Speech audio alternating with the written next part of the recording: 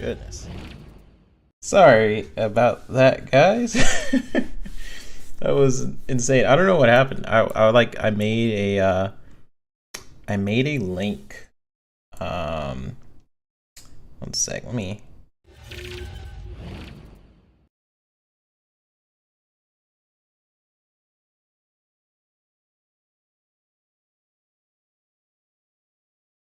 Okay. Whoopsie. Sorry for the technical difficulties. I made the first link, and I don't know what happened.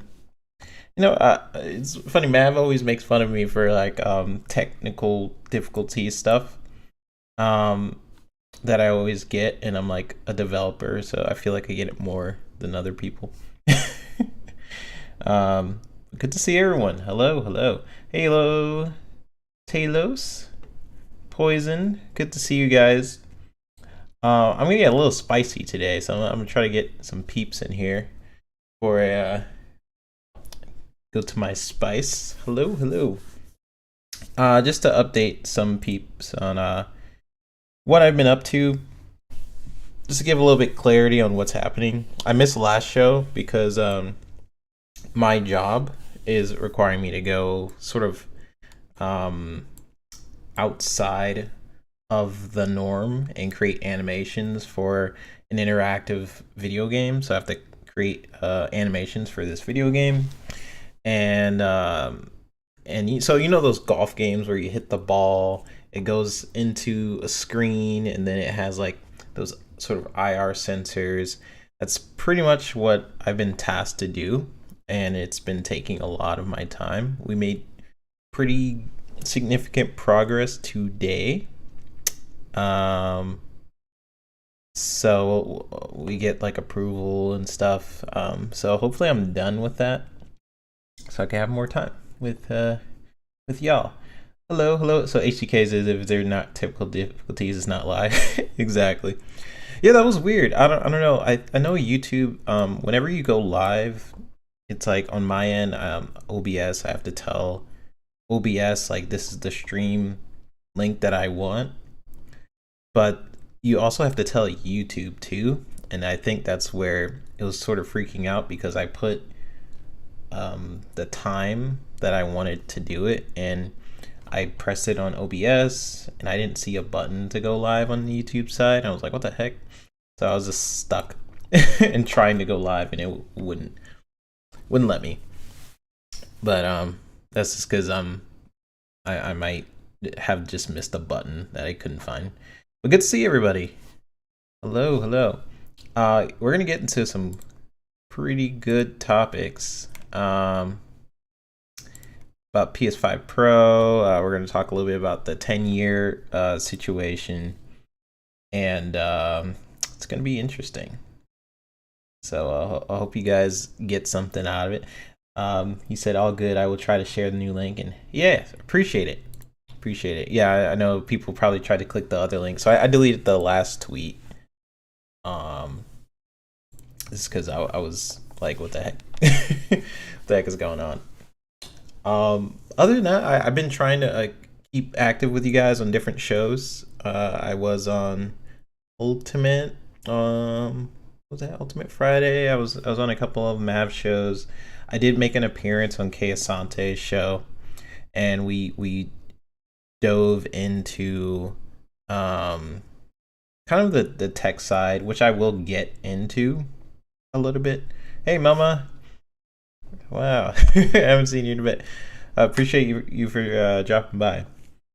Yeah, so I was on Kay Asante's show, and we did dive into like the tech aspects of everything, which was pretty much needed. I think a lot of people down the Series S, like, leave the Series S alone. So I was talking a little bit about that, but today we're gonna kind of dive into the 10-year deal first, and I got some things to say about that, so let some people trickle in. Mama, so good to see you. HTK, Poison, thank you guys for sharing the link and dropping in. Yeah, let's just sort of jump into it. So this whole 10-year deal conversation, because it is interesting. So many people I've seen had like a lot of bad takes on this, and there will be some name dropping because I do think it's relevant to what a lot of people are saying. I think it's relevant to the conversation. So let's just drop straight into it. So I actually messaged Brap. I know, bad idea, but why not? He said Blueserhold is a firm based in the Ukraine. Sadly, no idea given the industry validity, no backing by a multi-trillion, multi-billion-dollar company. Only Microsoft, Amazon, and Nvidia have floated cloud gaming services that matter. You have to own cloud infrastructure or a major technology that drives the cloud, as Nvidia's GPUs do, and ongoing regional events. If that service will even be around in 10 years. I say, got like 2 legs. I say CMA considers small ventures that could fail as a positive remedy for consumers. And the reason why I even decided to bring that up is because it's relevant to why they are even offering it. So, here we go.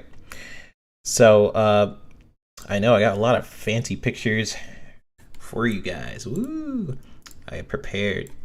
So the CMA documented. It brings like really good context to why this deal even happened. To why these 10-year deals are even happening is, bam, right here. The CMA accepts that the process of dynamic competition has economic value in the present, even where entry attempts may ultimately be unsuccessful.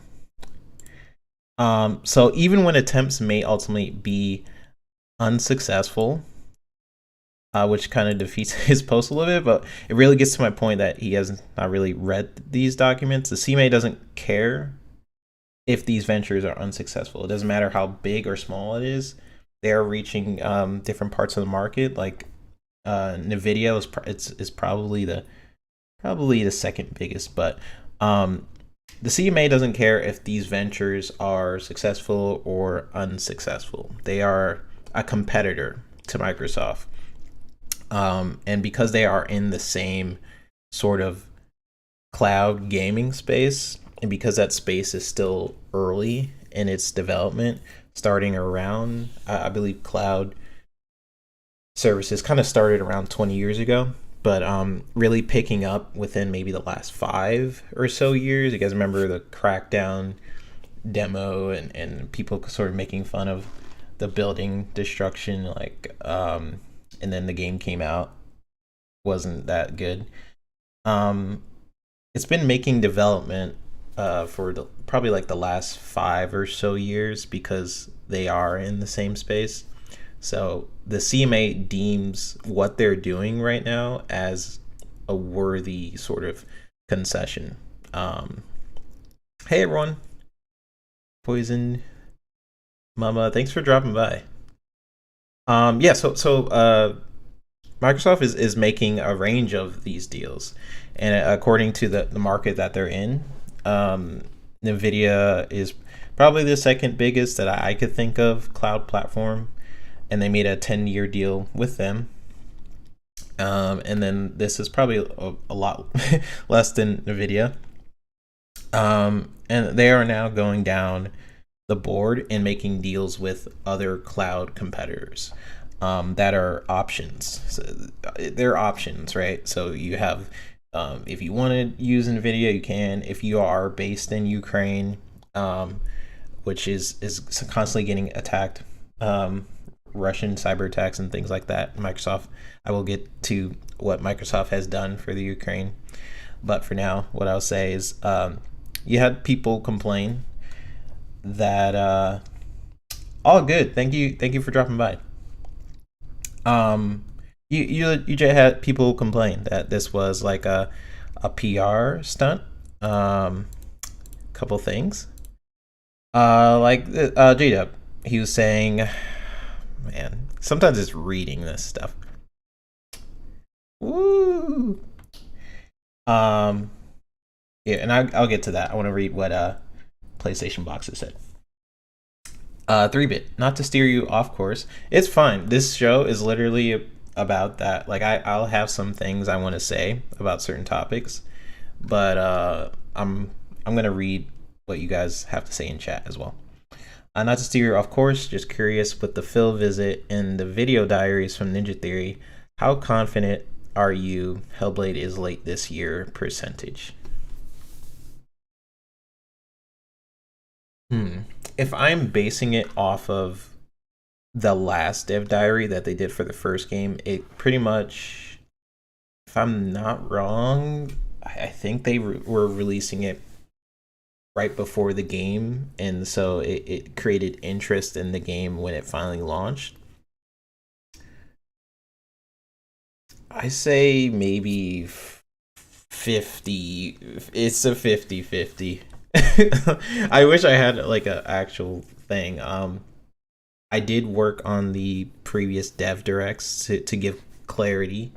The last dev direct I did take part in, helping that team, and but I have no knowledge of future games. I do want to say that I don't know what future games will be there.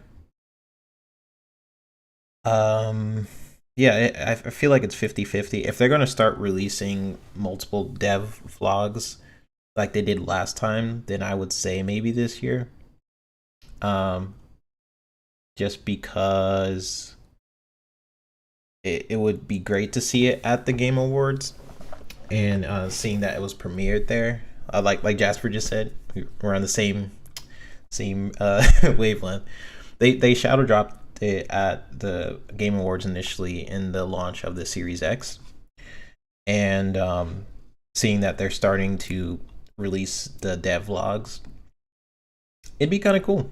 It'd be kind of cool if they just release the devlogs, get people interested in the story, the world, the gameplay, their technology, which is incredible.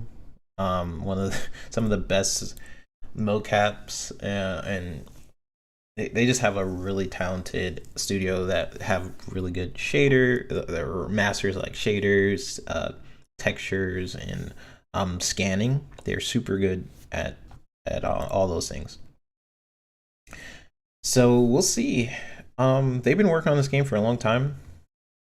It's either this year or next year. I don't think it's like 2-3 years out. I think it's either the end of this year or maybe early next year. Microsoft is in a good position where they can strategically figure out where to put these games. Like, for example, like we don't know Forza's release date, so they could time that with where they want to put like Starfield's in September, so maybe they put Forza before or after. They're kind of in a good spot. They know, Redfall's in May, Minecraft is coming.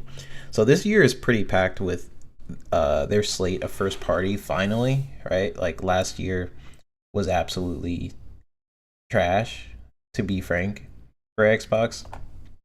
So yeah, we'll see. East West say, hey 3-bit, it's been a while. Caught on previous live sessions, missed your content. Thank you, man. I've been trying to do more. If you haven't seen me on this channel, I have been active just on other people's channels. I've been on Mav's Fun Speculation. Love all the people over there.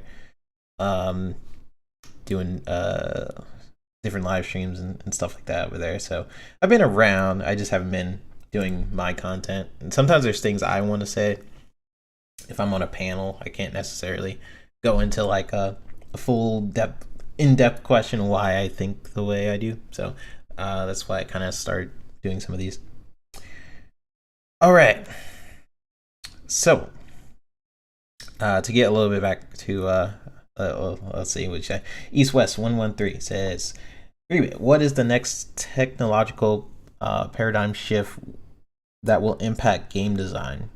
And specifically, what do you think of AI design tools like DALL-E? Do you see it impacting animation? Dang, some good questions. The next technological paradigm shift is probably things to do with the cloud. To answer, because that's kind of like two questions you're asking. I know how crazy that sounds with the examples we have, being that like Crackdown, for example. People like, remember when Crackdown 3 was first announced, they were like, the cloud, the power of the cloud, look at the building destruction and stuff. The concept was there, but the technology hasn't caught up to kind of what they're saying. Like Microsoft always runs into this problem where they introduce things pretty early and ideas early before people are ready, or even sometimes technology is ready for them. So sometimes they're scrutinized for it. But the why the cloud is, in my opinion, the next sort of technological paradigm shift is just because of what it does to local resources. Like Sea of Thieves is a great example. The waves in Sea of Thieves, like everybody's able to see the same wave in Sea of Thieves, and it's using the cloud. Is using like cloud technology, and that water is absolutely beautiful. But if you're able to take resources off of the system itself and use the cloud, breaking it up into like servers, then theoretically you could have thousands and thousands of enemies on the screen, and not really fully using what's in the box, if that makes sense. Like you could have, if you use the cloud, theoretically you could put those resources into destruction. You could have like thousands of enemies on the screen. You could do a lot with the cloud. So that's why I feel like it's the next sort of technological paradigm.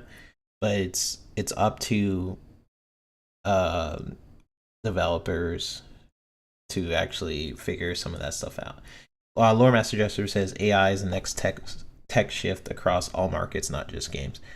That too, but that can also integrate with the cloud. Like again, like AI and the cloud, it can all become one. For example, you guys should check out the documentary for Last of Us Part 1, and what were the differences between Part 1 and the original on the PS3. I think it was on. Was it PS3 or PS4? I'm pretty sure it was PS3. That game looked blurry as heck. So probably PS3. One of the things they talked about was AI, and how they were only able to do 6 enemies on screen at once without it like breaking apart. And then with the new one, with shifts in technology for the PS4 and PS5, they were able to do a lot more. So just imagine that on a grander scale. Imagine if they could do 1,000 enemies, not using any system resources. So that's why I say it's the cloud. And to answer your other question, what do you think of AI design tools like DALL-E? I think they're cool. The biggest problem with AI tools. Hey, DeBlue. The biggest problem with AI tools right now is I guess the AI tools have a problem with hands right now. They have a hard time with fingers. Sometimes it randomly will do like extra arms. But it's super impressive. Like what it's able to do, what AI is able to do is pretty scary. I don't think it'll take any jobs or anything in the Illustrator field. Just because the more specific you get with what you want, that's when AI kind of breaks a little bit. Like, I want, like, if you're being very specific about your style and stuff. Now, you can sort of tell it very detailed of what you want, but it's still like some certain things it still needs some help on.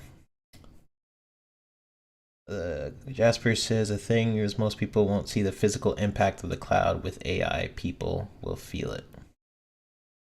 Well, people won't see the physical. Yeah, yeah. A lot of people don't even know that the Sea of Thieves waves are actually the cloud. This cloud technology.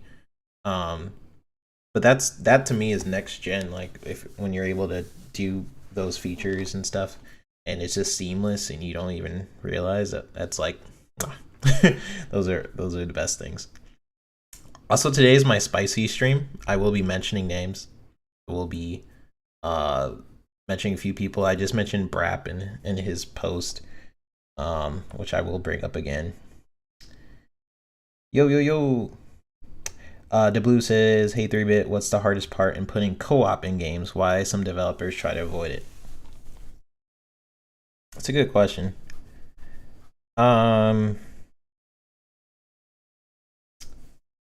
Well, it's a couple things. I feel like one of the answers to your question is just priorities. It's they know a lot more people play online, and rather than do like split screen co-op and use the GPU resources, they choose to just use like almost not one SKU of a game, but it's basically just less work for them. That's why Halo 5 didn't have split screen. It's all about time. Honestly, like they could do it. It's time, and also games are a lot more ambitious. So trying to optimize certain experiences is probably harder than others. So you'll still see co-op in some, and then others you won't. Like trying to do co-op in Hellblade, for example, means kind of rewriting certain things in optimization. Um, like with Hellblade, I'm sure wherever the character is looking, that's what's being rendered. Everything behind her or on the sides of her is not. This is one optimization technique. It's using Unreal Engine 5, which is supposed to mitigate that just a little bit. But it's still there. So imagine that, but for two players, you're like, well, it's a little tricky. Poison Maniac, Brap is a joke, in my opinion, for trying to be unbiased or neutral. Brap, I feel like me and Brap have been like twittering for like back and forth for years, and every single time he just has these really bad takes, and he always tries to disguise it as being neutral, and I feel like I hate that more than anything. If you and same thing with Reforge does the same thing, where like I admit my biases. Like I have worked for Microsoft. I've grew up. I'm only in the industry because I used to love Halo. I would make like dumb montage videos for Halo. Then I learned how to video edit and animate and all that stuff because of it. So, and I like the ecosystem of Xbox. But I'm like at least up front with that. Like oh yeah, I love Xbox more. I play it more than my PlayStation. There's certain things I like about the PlayStation, but there's certain things I like about the Xbox. Like that to me, like I always respect people who do that more than someone like Brap, who constantly tries to be like, oh yeah, I'm neutral, and then like has taglines that always pertains to Xbox in a negative light.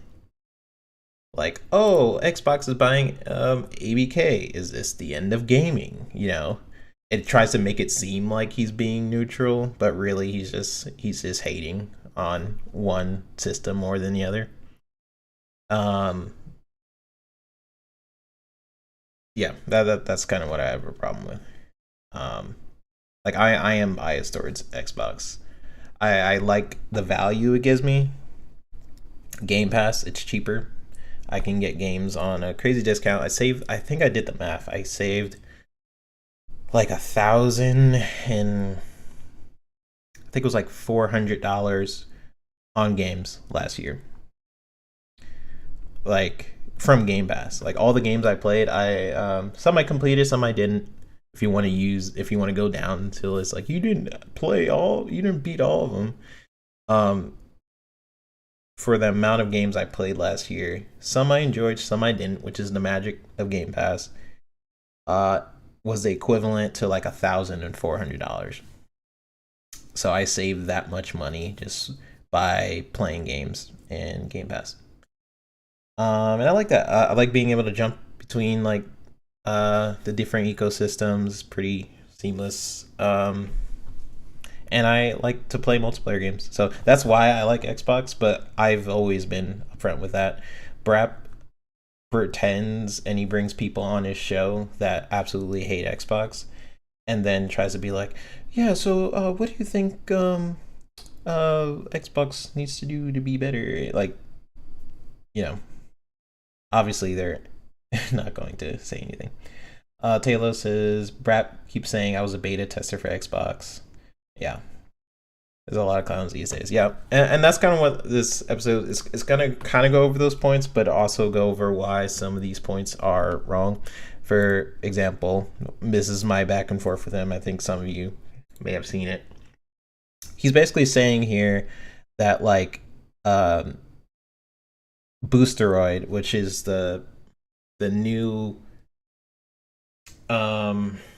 it's something that Microsoft just acquired for a 10-year or the 10-year deal that they're offering out to these different companies, and they're ranging in size, right? They're GeForce is probably the bigger one. This is like a smaller one. And I said here that hey buddy, like the CMA considers this a remedy. I brought this up because of the fact that these are why they are essentially offering these 10-year deals. I'll bring it up here again. CMA accepts that the process of dynamic competition has economic value in the present, even where entry attempts may ultimately be unsuccessful. So they're saying, like, right there, they don't care if it's unsuccessful, as long as they offer it, because they know that it's still it's too early to start putting like crazy regulations on cloud, but Microsoft is still offering these deals to other competitors. It's super early. Cloud gaming probably was invented maybe 20 years ago, but we haven't seen significant progress until like recently, maybe 5 or so years, right? So it doesn't really make sense to start putting regulations on something that is still being it's not 100% proven. It's too early, honestly. So they considered this a remedy, even if it or entry attempts may ultimately be unsuccessful. So if what are they called? Boosteroid, if they are unsuccessful, doesn't matter. They offered them the 10-year deal.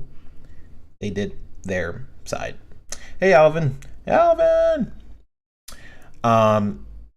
So even if Boosteroid is unsuccessful, Microsoft has done their part in offering it.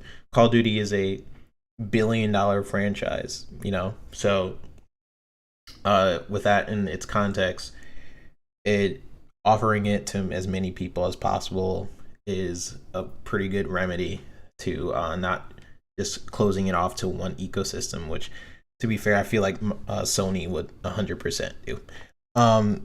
This is because where dynamic competition gives customers the chance to benefit from a wider variety of products or a future increase in competition, this represents value to customers, even where there is some uncertainty that these products or services will ever ultimately be made available to customers.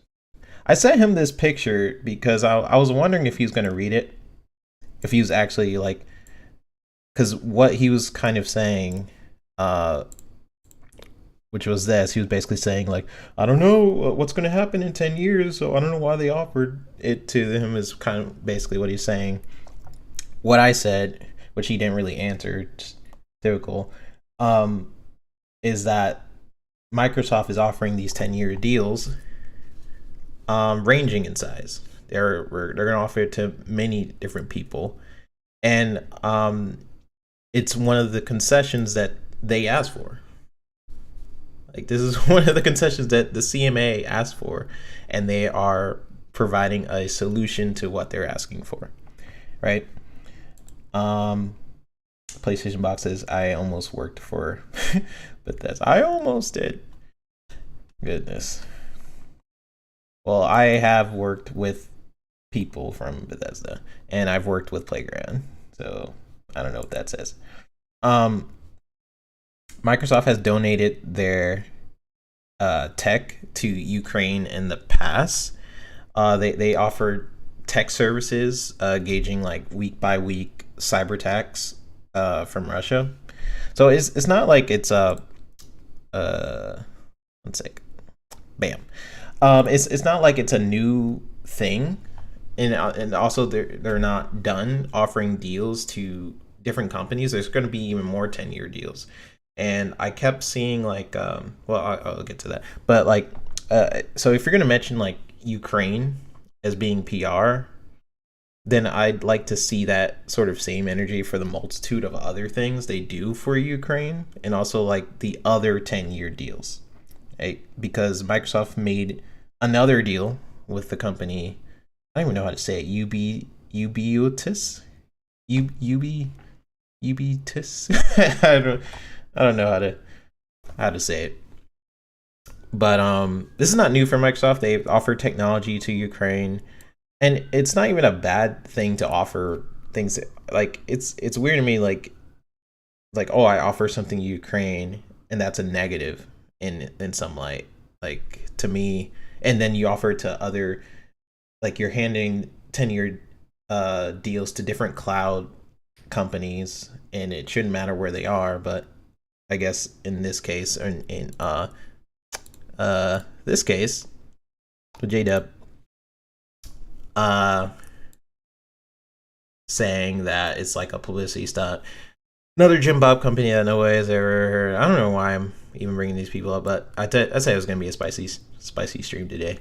But I just wanted to show you guys that like multiple people sort of bring these points up, and J-Dub was this publicity stunt, et cetera, and then we know about this. So this is a concession that the CMA asked for. They asked, like, you guys are a really big company, you're $1 trillion company. We know you're third in the market. We know the cloud gaming market is early in its development. So one of the concessions we're going to ask for is maybe offering deals to other cloud competitors. Right? It's early, so there's not a lot out there, right? You had Google Stadia that dropped out, then Nvidia, and then the rest is like kind of like cherry on top, which is what they're doing. They offered it to Nvidia, they offered it to Nintendo, which could be cloud, but they said I think they said it could be native. I don't really know how they're gonna do Call of Duty over there. I do suspect that Call of Duty will be offered natively if when the new console comes out, because by the time the deal kind of goes through, I think it should be time for a new console. So we'll see. PlayStation Box says, I know Xbox isn't playing the sales game, but I feel like 5 years from now, being number one on Game Pass will be a big feat for a game. Yeah, that's gonna be interesting. Because they get so many people on Game Pass, and like for example, Forza Horizon has like 20 million something players. You have Minecraft, which is on Game Pass, but I think Phil mentioned it has like 100 something million monthly users. Then you have just like all these different games are getting pretty like high numbers in Game Pass. Some games even more so. Most games more than PlayStation's first party, even though PlayStation has a bigger install base. Microsoft has a lot of people returning to these different games. So when Xbox starts to funnel like Starfield and Redfall and Hellblade and future Elder Scrolls and Fable and all these different games into Game Pass, it is going to be interesting. When you have so many games on the service, you're like, you gauge which one is doing well and which one's number one, etc., etc.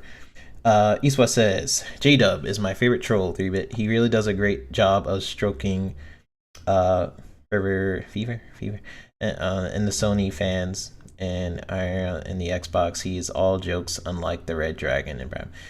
That's true compared to Brab, who basically has this sort of high attitude, like I'm Brab everything I say. J-Dub does make a lot of joke tweets, which is pretty funny sometimes. I will admit. But yeah, that's essentially what's going on. I did want to bring up the fact that these things are happening. I think Microsoft is going to offer more 10-year deals. It's going to be a thing. But it's probably going to be smaller companies, and if they're solely focused on cloud. So far, these 10-year deals are cloud focused, right? Just because they are showing the CMA that they're abiding to their concessions. Like, look, CMA, you said this. You said that right here. You say the CMA accepts that the process of dynamic image, right? You said this, even if it's unsuccessful. And they're like, okay, we're going to offer it to Ukraine. We're going to offer it to, UB. I can't say whatever that was, but that, where was that based? I can't remember. But yeah, you offer it to them, offer it to, this company, and then you get like, I think so far right now there's technically 3 cloud deals, unless you are counting Nintendo. They're kind of avoiding being specific with Nintendo, which is interesting. I mean, they're not really showing what's inside of these deals. But with Nintendo specifically, Call of Duty could run on the cloud for sure, but I don't think that's what they are saying. I do think it's possible to run on the cloud because the Switch is, I mean, you could have Call of Duty run on the Switch, but it's gonna look, I said this on another stream, it's gonna look like doo-doo water. It's not gonna look very good. Switch is very weak. It's a very weak console. So, it could run on the Switch, but you will be seeing like polygonal soldiers running around. It won't look very good. East West, this is Groundhog Day. The politicization of the APK merger, along with Sony's disgusting conduct, has made this better than any must-see TV. Sony has irreparably damaged its brand. I think, here's my honest take on that. Has Sony damaged its brand? I'm gonna say no. Just because how much the media is twisting a lot of what Sony is doing. That's what I'm basing it off of. Like, Sony is very much protected. Like, if we learn anything from this case, we've learned that the CMA uses a lot of Sony's talking points. We've learned how much the media likes to put Xbox in this weird negative light. and how many articles have had to be retracted in the last few weeks because they're saying something that isn't true. Props to Lulu. Um, so I don't know. I think what they're doing is wrong. Yes.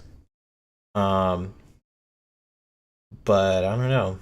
It's going to take more than this. Now, where I do think it's damage is their relationships internally. That I do think is damaged. Like their relationship with ABK, if you read some of what Lulu was saying, is like you guys realize like we made partnerships with you. We're not like leaving Microsoft out of this.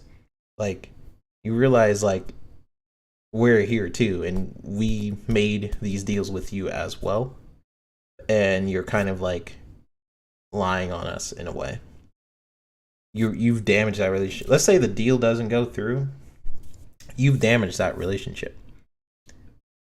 So like that's why as I said this on the last stream and this stream. If the deal doesn't go through, it's bad for Sony.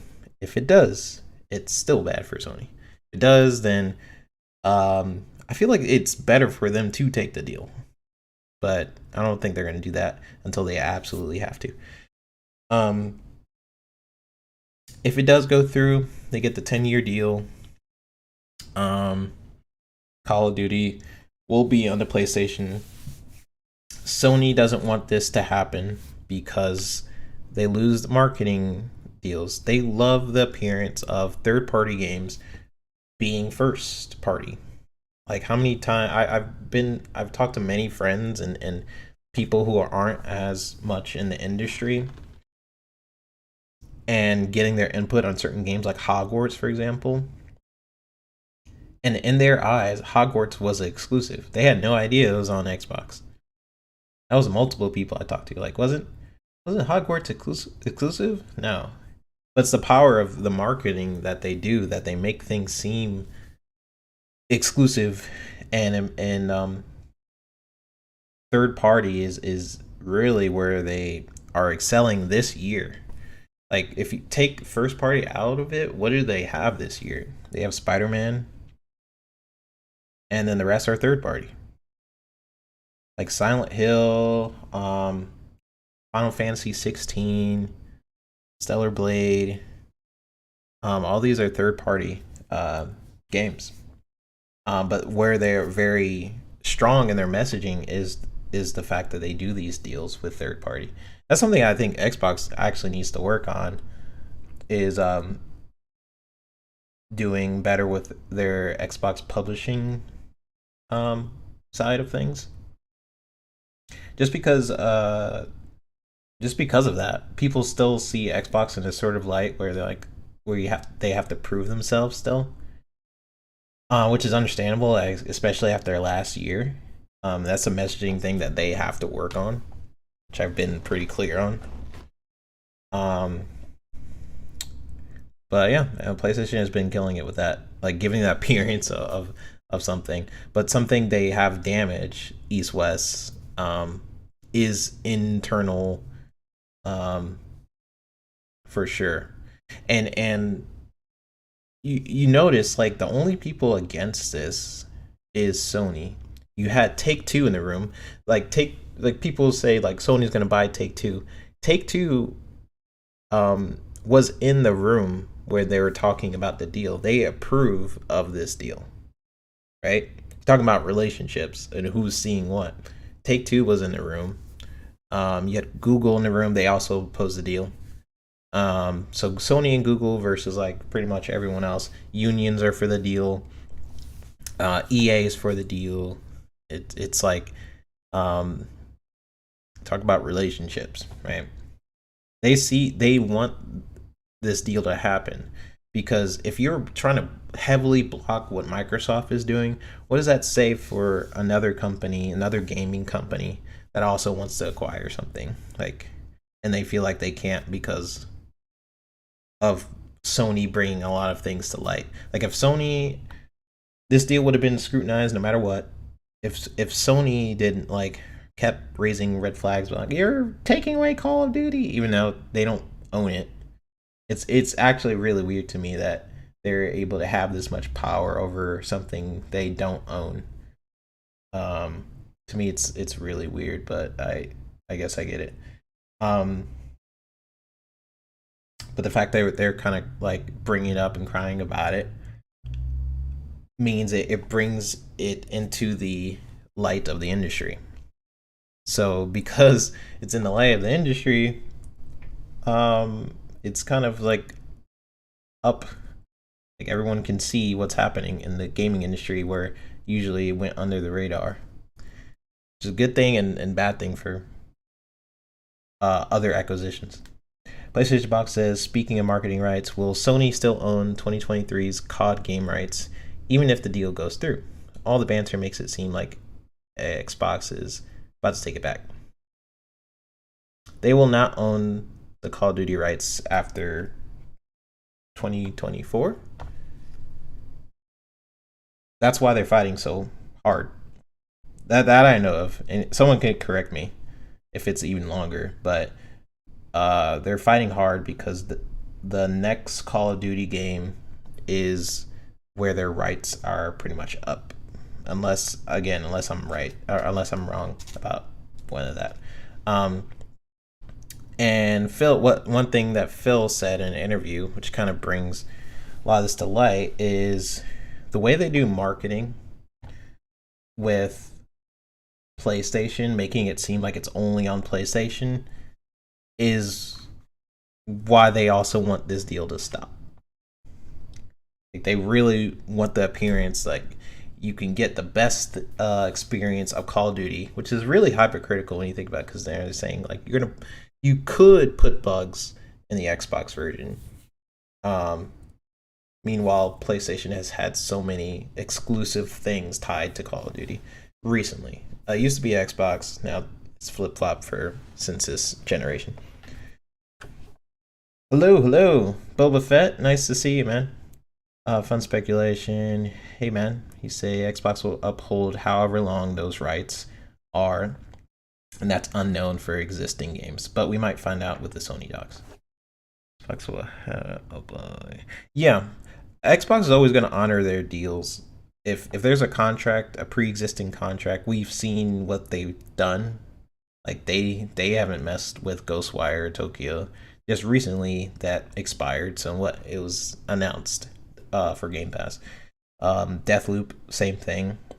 That was contracted to be exclusive. Even when Microsoft owned them, they're like, okay, it'll be exclusive on PlayStation for like a year, and now it's on Xbox. So it'll be a similar situation with Sony. Like next year, don't be surprised if you see like a bunch of Call of Duty ads on PlayStation. Or they might even opt to not do as much marketing, knowing that they won't own or have any say anymore. That's going to be the interesting thing, honestly. Like next year, after Call of Duty drops, like I don't know what people's perception is going to be. Mav says they will have to anyway because they'll probably be required with regulators. Yeah, they're going to honor all contracts. They're they've shown before that they're going to honor whatever that is. According to sources, it's going to end by next year or by the next Call of Duty that I at least know of. All right. So brought up the Brap thing, brought up the Jade Up thing. I got one more person to bring up. News topics. So a couple things also happened with this deal. You had the FTC kind of say they basically are bringing back the Bethesda thing, which we'll talk about. And then Reforge, our buddy Reforge, saying that PS5 Pro confirmed this is a problem. It popped up in my feed, and what he talks about in the video is how it's bad for Series S. Like, isn't that interesting? Like, PS5 Pro, how this is a problem for Microsoft. Like, how he always phrases things. like goodness gracious, man. What the FTC says is, despite clearly intending to use these agreements in its defense, Microsoft has refused to produce underlying internal documents relating to these agreements or communications with third parties other than NVIDIA, Nintendo, and Sony. It wrote, Microsoft should not be permitted to introduce or rely on these agreements without producing the requested underlying discovery. Oh yeah, Mav. I did hear about that. I was like, I wasn't sure though. I know something happened. Um, yeah, interesting. Very interesting. Um, yeah, so the FTC is basically like, hey, show us those documents. And to me, it's like, it's not even a big deal because they already produced these documents to other regulators that said it wasn't a problem. So, like, while Microsoft could be like, all right, here you go. Here is what we provided, the same thing to the EU, saying that we will provide exclusives on a case by case basis, right? Having legacy titles, like providing support for legacy titles, which they have done. Elder Scrolls Online, even Minecraft, right? Skyrim had like a Switch edition. You have Wolfenstein, different editions of Wolfenstein that was on PlayStation and stuff. All those count as legacy titles. So anything that was already sort of released on the PlayStation, and if there's a future version of it. Another example is Outer Worlds, which that port really sucks, but that's more so Private Division. But that was also on the PlayStation, right? Those are legacy titles. Anything else is not guaranteed. Starfield is not guaranteed. Future Elder Scrolls, probably just Xbox. They take it on a case-by-case basis. The case-by-case basis is things that are freaking huge, like Call of Duty, that's going to be on all platforms. Most likely, most of ABK, I feel like, is just going to be on all platforms.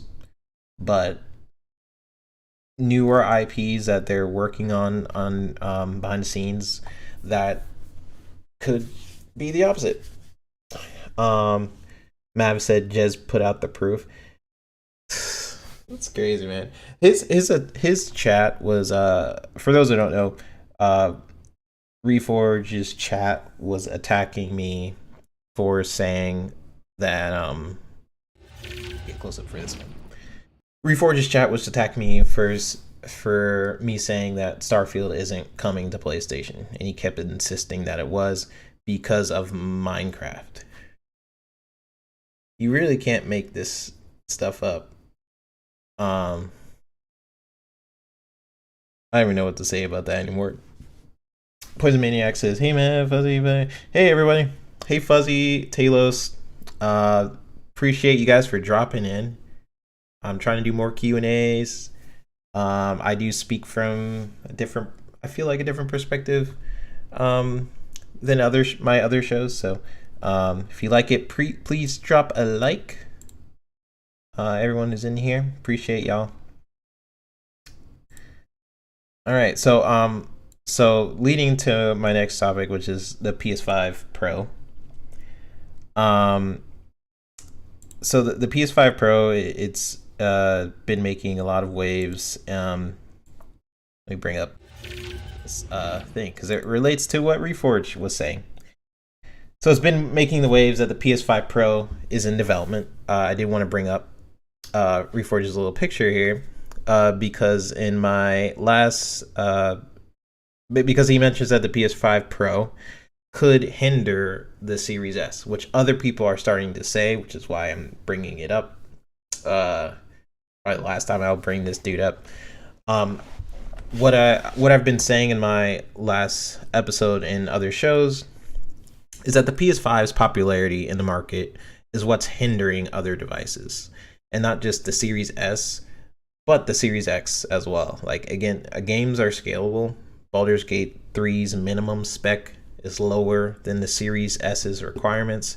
You have Doom, for God's sakes, running with ray tracing on a Steam Deck, right? So it's not really about what the console can do. It's about what these developers are willing to do. Series X is a beastie machine that, with some games, is performing weaker than the PlayStation 5, even though it's the more powerful system. So the Series X has DX12 and RDNA 2 features, and it doesn't yet benefit from those features because they are either missing on the PlayStation 5 or use a different implementation to those features in general. So a lot of devs just opt to not use half of the optimization features that are in the Series X, which if you did use some of those features, it would give a significant boost to its features. But whenever you provide one thing on one and not the other, they're going to go to just a popular platform. So we're going to have to see with first party what the Series X can do, or PlayStation, or make it as seamless as possible, like automatic as possible for these devs. It's unfortunate, but until like devs do this, like add in some of those RDNA 2 features, until they do, it's honestly it's just talk. But not gonna lie and say that's not what's happening, but it is just talk until it does happen. It's kind of frustrating. So yeah, last time I bring up Reforged, but he usually turns around everything around to be some weird negative for the Xbox, whereas on the PlayStation side of things, it's just business. That's what they do. They're just protecting their business. That's what they do. Starfield is coming to PlayStation because of Minecraft. Like, these narratives are, it's insane. Hello, Big Mad Mo. Good evening, man.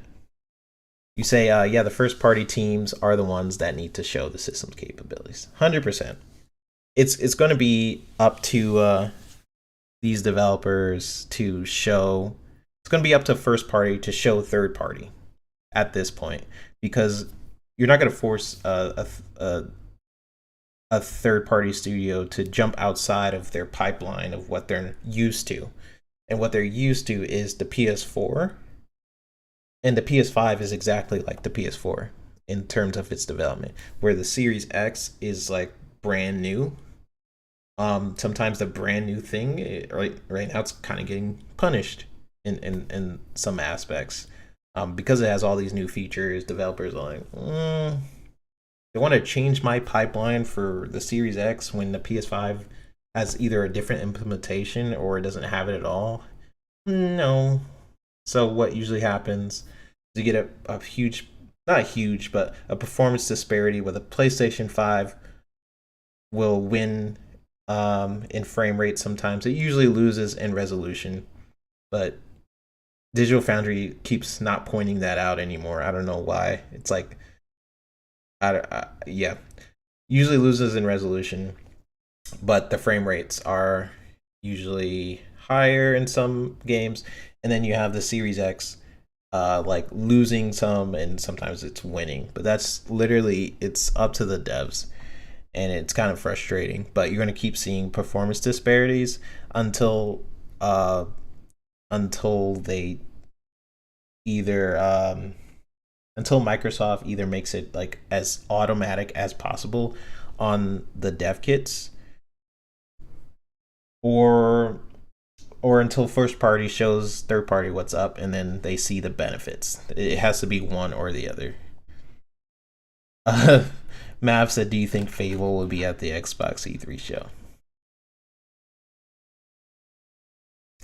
I can't even say if I think it will be or won't be.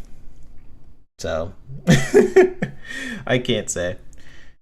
I wish I could, but I do know Fable's going to be amazing, and the reports that people are saying about the game, like they're impressed with it, makes a lot of sense.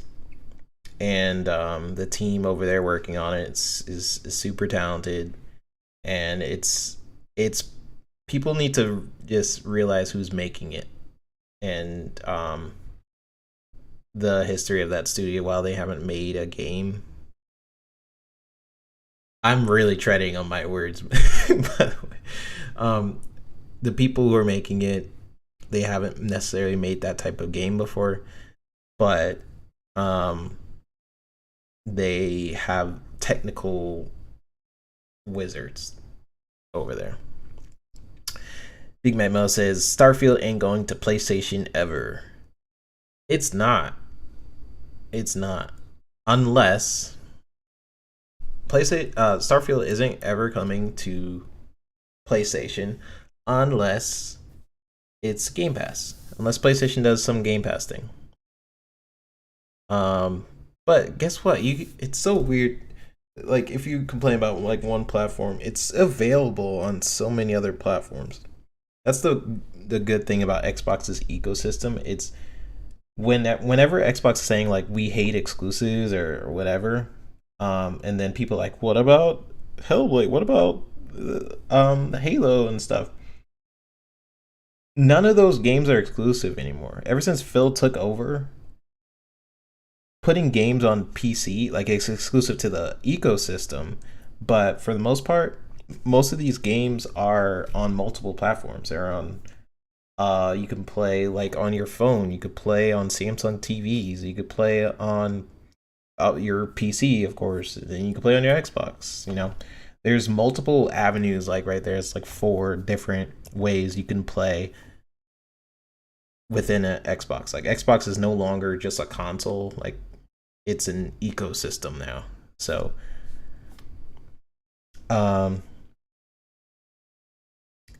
you gotta notice, I tell everybody that Hellblade 2 hands down is the best looking game I've ever seen. Yeah, a lot of people still think that game a lot of people still think Hellblade 2, the thing they showed, was like fake. It's weird. Microsoft always needs to like double prove itself. Like, people did the same thing with Forza Horizon. They're like, that's not real. Pfft, there's no way. It's PC, whatever. And then the game came out and it looked exactly like the trailer. Not to say that people haven't fooled anyone in the past, but like, I have no reason to doubt Ninja Theory. They are very talented at what they do. Can't wait for them to shut the Series S haters up, but we will see. I feel like that's where I don't get people's like Reforge's coverage, where they say like, or really most of the media, when they say like the Series S is holding back gaming. I feel like it's already proved itself.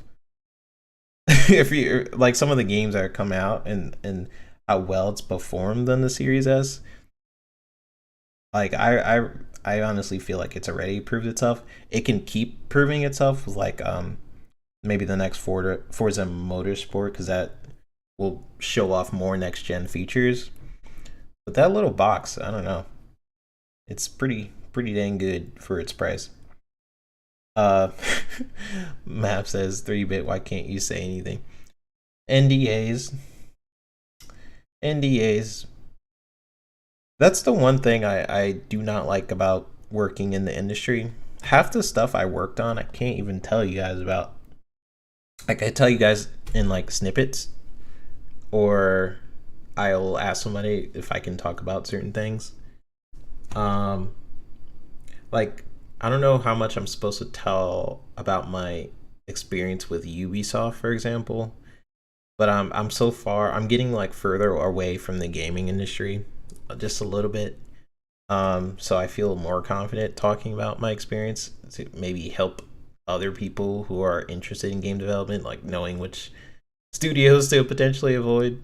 Did not have the best time at UB. One day I will tell the full story of Ubisoft in my time there. I worked on so many games at UB. I kind of jumped around as a contractor, but it wasn't the best time. Poison Maniac says Xbox wasn't joking about Game Pass becoming the Netflix of gaming. Yeah. Oh, something me, Pong, Mav always talked about is how this year is sort of the ripple effect, and if it didn't happen this year, we were gonna scrutinize the heck out of like Xbox for, because last year was a disaster. Like this can never happen again. I feel like last year, not even feel like last year was Xbox's worst first party year. Like I think in its history, unless I'm not thinking about it a certain year.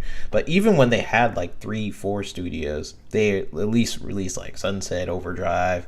They had Rise, like on Xbox One. They had like Dead Rising and stuff like that. They had some games, but like last year, just having like Pentiment, that was that was like embarrassing, like low key embarrassing for Xbox. Low key embarrassing. But starting this year, on a positive note, I feel like this is already like Game Pass is incredible, and we're only in March. Like, if they were to offer like some of the games that they offered from January to March in 2023 last year, like I would have been pretty happy. Um, but they're killing it this year. They're absolutely killing it. And 2023 is kind of the ripple effect to Poison's point of Game Pass becoming the Netflix. Having all these studios is why they want that sort of title. Having the Netflix of gaming. So you have in Netflix you have your really bad shows. You have your like your cheesy Korean dramas, you have your reality shows, you have, and then you have like really high end content where it's super big budget, that people will flock to the service too, right? Like you don't really always go to a service like Netflix for the cheesy stuff. It's like padding. Like it's nice to have the some of that content because I like watching dumb stuff like that, um but also having like the big movies or shows like Stranger Things and things like that that just helps you stay in the service. So what Microsoft has to do, they have the smaller games and stuff like that, but then they have the bigger games.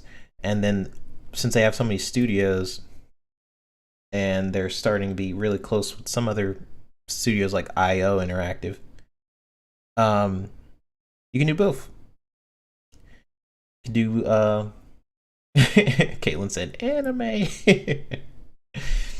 Hey, leave anime alone. Anime is dope. Um yeah, to my point, you can, what Microsoft's goal seems to be is providing AAA experiences, maybe like once you have like a year, another year with the AAA game, another year with the AAA game, till it's just like constant. And you have so many studios, the pressure isn't as on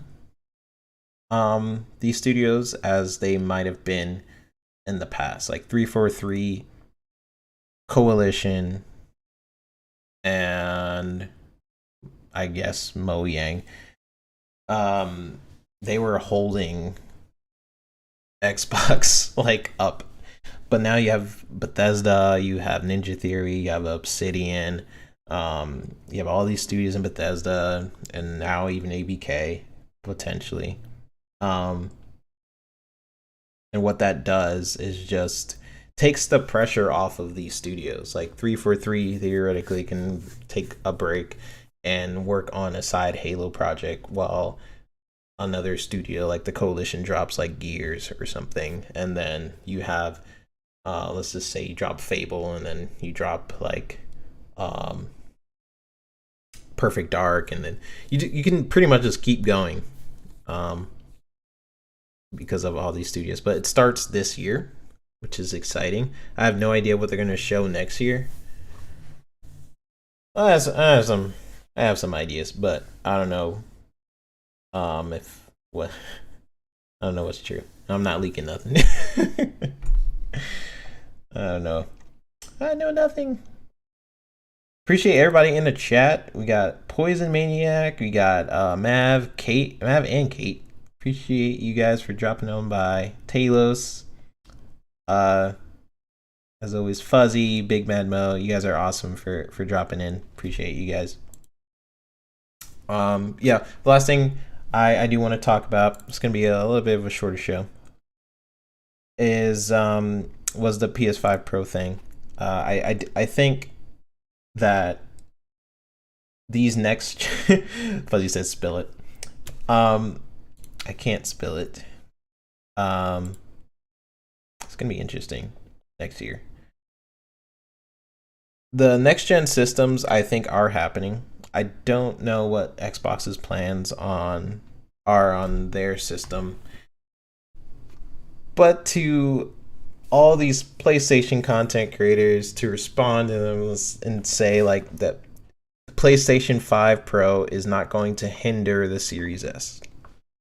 Right now, the PlayStation itself is hindering the Series S just because of how developers are prioritizing the more popular platform. It has nothing to do with the Series S's power.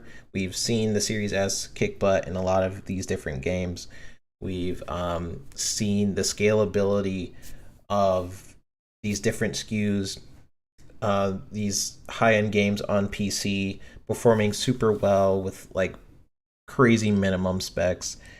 It's really about just using the resources given, and a lot of these devs are not, and they're choosing not to because of the internal pipeline that they have to change to benefit the Series X. But why would they change their internal pipeline to the Series X and not the PlayStation, which is the more popular platform? It doesn't make any sense for them, for a lot of people. So what Microsoft has to do is introduce these technologies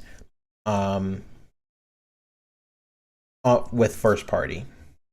Once you do it with first party, you show Hellblade with like ray tracing and all these are different RDNA 2 features, direct storage, I like suddenly forgot all of them. All these different RDNA 2 features in Hellblade 2. Start showing it in the games, then you're like, hey, developers, this is what we're able to do for our games. Here's why it could benefit your game. Because we wouldn't have as much performance disparity if they use some of these features, but also it's not going to benefit them to use those features because they're going to develop for the PlayStation first. Like 80 something % of the time, if I'm a developer and what I've seen, these developers are going to develop for the PlayStation first. And then what tends to happen is the series versions, reason why the PC version and the Series X version usually have the same problems. Has anyone ever noticed that? It's usually because it's ported. It's like they are not really going into the RDNA 2 kit. It sucks because for a while you're just gonna have the narrative that like it just sucks for narrative reasons, but it's we'll see. Big Bad Bo says it's funny that the S is more capable machine than the PS5 because of RDNA 2. In a lot of ways, there are a lot of 120 frames games that lower the resolution on the Series S, but they run very well. Which is why, like, I always laugh when I see things like the Final Fantasy article, which was kind of saying that this is only possible on the PlayStation 5. Like, every time I see that, I just, like, roll my eyes and cringe, because how many times have we heard that from these PlayStation developers? Mostly Square Enix. They've said it multiple times in their games, and then the game comes out and it's nothing like what they've talked about. I think they said Forspoken is going to be the best looking game. They're aiming Forspoken to be the best looking game in like gaming history or whatever they said, right? Um, and the game came out, and it was not that. It was severely downgraded. Um, and didn't perform well. Uh, Constantly drop frames. It's just like it's just buzzwords, you guys. Whenever you see like they're like Final Fantasy 16 is only possible with the PS5 SSD. It's not true. Like I feel like they think we're dumb or something. It's like insulting to me when they say stuff like that. Because if you let's say that's true. Let's say that you fully utilize what's in the PlayStation 5, the SSD, fully use all those features. You couldn't release that game on any other platform in the future. So if you are planning, like if that's how you could tell if they're lying or not. Like we're fully utilizing the power of the PlayStation 5 with the SSD, but we're also releasing on PC. Most likely the minimum spec of the PC is not going to match the PlayStation 5. So you could assume that they are not building the PlayStation 5 in mind with the SSD. And it's like no one's going to willingly choose to do that. Maybe Square Enix will, because they don't put games on Xbox or anything, but they put it on the PC. No game so far has fully utilized the power of PlayStation 5 by its design. Like it almost the PlayStation 5 has always been weird to me. I've talked about this in other shows. PlayStation 5 has always been weird to me in its core design, because it puts so much power into the SSD that half developers can't even use. And then because they can't fully use what's in the SSD, it pretty much becomes the same speed as the Series X, which is really funny to me. That's why you see comparison videos. Actually, most comparison videos, you see the Series X loads faster because it doesn't use the SSD to its power. Like you'll see so many comparisons where the Series X will load in a game quicker despite the PlayStation 5 having better SSD specs than the Series X. Sorry if that confused you, but that's just how it is. Let's see what you guys are saying. Big Bad Mo says it couldn't be that anyways, because even the first showings of it didn't top Hellblade 2. We got somewhere. Poison Maniac says, but we haven't got the full or even half power, possibly with what we got currently. Most games have been cross-gen. Yes, I also feel weird about the cross-gen thing, but because it's more so about resources. Like this generation is we're really close to PCs. The Series X, Series S, the PlayStation 5 are really close to being PCs. They're x86 architecture. So whenever people like when they were saying this is the best example I have, right? With Gotham Knights, where they were saying like we canceled the last gen versions because it was just like hindering them, right? A lot of people are like, thank God we canceled it. Like that means it's gonna run better. That's not what it means, right?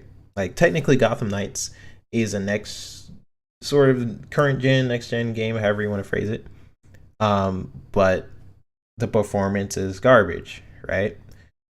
It's always going to be about resources, because you can always, especially if you're making a PC version with multiple specs, you're always going to sort of have multiple SKUs in a way. And by having multiple SKUs in your design, you can always make a current gen game for last gen, like always. Now, will it fit your vision? Like you won't have it shiny things, unless way I'll like say that's not true is if in its design you are really utilizing features that can only be done next gen. The only time I've seen that is Medium.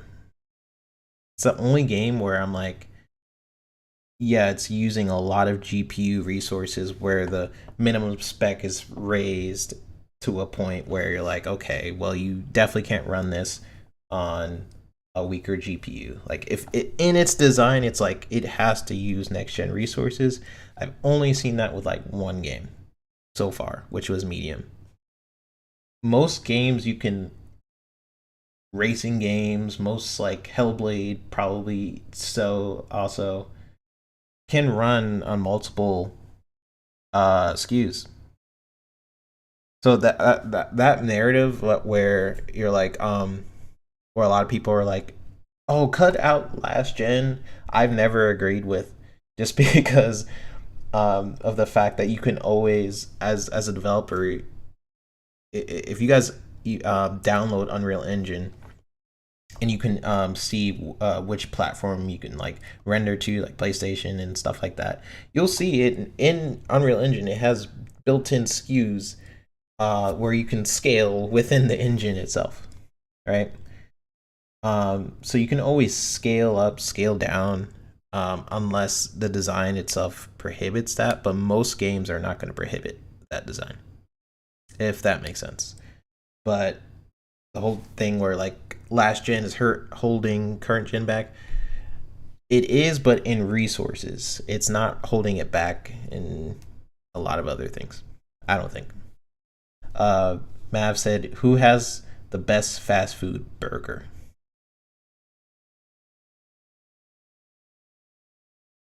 Maybe I think Church's is pretty good. Church chicken or church burger. I don't know. I've had Burger King recently. It's been really good. I have Five Guys. After Five Guys, I feel like I have to like take a long nap. I don't like that feeling. Yeah, I'll go with church burgers maybe. Is that what they're called? Let me look this up. Church burgers. The church. What are they called? Churches chicken. Churches. Yeah, churches. Yeah. I mean, I had their burger. It was really good. See, Big Matt Mo, I do like Five Guys. They don't have burgers? Yes, they do. Am I wrong? What am I thinking of then? I need my phone. My phone's too far. Me and Jasper was talking about it. I can't remember which place we were talking about, but I thought it started with a C. Gosh, what is it? It's gonna bother me. That's fine. Jasper, remember what burger place we were talking about? I think the logo restaurant has like checker. Oh, is it Checkers? I'm gonna feel really dumb. I think it's Checkers. I knew it started with a C. Yeah, it's Checkers. I'm mad that I thought it was Churches. I never even had Churches, I don't think. But yes, Checkers has way better burgers and a lot. I do like Cookout. What's the place in Cali? Is that Cookout? No, I've had Cookout.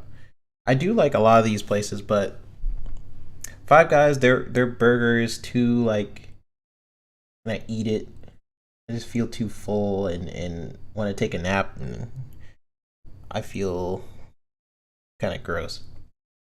But when I have like a Checkers burger, it's just like it's the deal, you know. McDonald's burgers, it tastes like trash. I don't like McDonald's burger. I mean, it's weird. It's like I could still have McDonald's. Like randomly, I'll crave McDonald's, and I regret it every single time. Like, wow, I really want McDonald's. I have it, and I'm disappointed, and I'll do it again every single time. Jasper said Rallies or Checkers. Yeah, I think it was Checkers. Their burger was just really good last time I had it. I don't know, it depends on your mood, you know?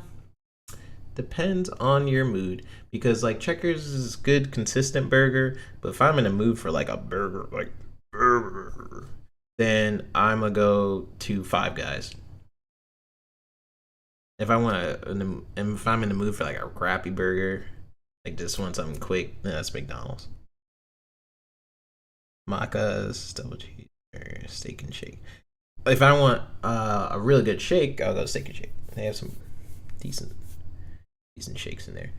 My go-tos are usually not even burgers. I usually just go to Chick-fil-A. They have get their frosted lemonade. I did try the Chick-fil-A had this mac and cheese. They have this thing that people make on like TikTok. It's like I think it's Polynesian sauce. It's like Chick-fil-A sauce with fries. They mix that with like mac and cheese, I think, and then they like shake up a box and stir it. I tried it once and it was really good. I don't remember all the ingredients, but it was slamming. Cecil's Burger. I haven't heard of Cecil's Burger. I've not heard of that one. So I might end the stream. I am thinking about playing. If you guys do want to see me play Sons of the Forest, you can put one in the chat. I'm just curious. If you want to see me play Sons of the Forest tonight, I will. Put a one in the chat. I'll end the stream, start a new one. Get something to eat, and come back. Maybe I'll do some gaming streams. Depends on. I want to see what Mav is doing. If he's like playing anything or whatever, but we'll see. But thank you guys for coming. If you guys agreed or disagreed in the chat, or if you agreed or disagreed in the comment section after watching this, feel free to put it in the chat. I'm open to everybody's opinions. This was a little bit of a spicy stream just because I keep seeing people like Brap, people like J-Dub spread like these messages where they put Xbox in some weird light and then always somehow praise PlayStation for whatever they do. It's just business with PlayStation, but Xbox is like, it's trash. So I just felt the need to say something about it. And that's what the beginning of the stream was about. Appreciate you guys. I'm going to try to do this again next Wednesday. Every Wednesday.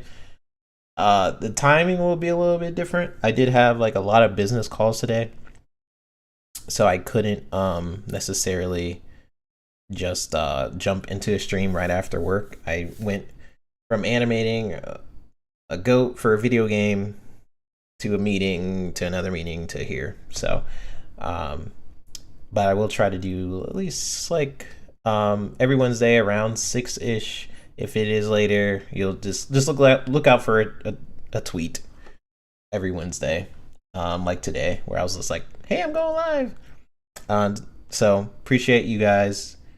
Mav said the only thing I don't like about your show is your NDAs. I hope I never have to sign like an NDA like that again. That way I could speak about. I want to be able to freely speak about what I do, and it's kind of annoying that I can't. But I'm also not in the gaming industry. I say that while I'm working on a video game, but that like the perk of my job, I usually don't make video games. I'm usually working on commercials. It's just such a crazy coincidence that Affleck wants me to create a video game, which I don't even know how much I'm supposed to speak about that, but I already said it. So anyways, love y'all. I will see you on the next show, Wednesday. You guys could find me on here. Mondays, I am on Fun Speculations channel, FSP, at 10 o'clock. And then occasionally I drop on to another one of his shows, Xbox Ultimate, every Friday at 9 o'clock. Really proud of myself if I got those times right. All right. Love y'all. See you later.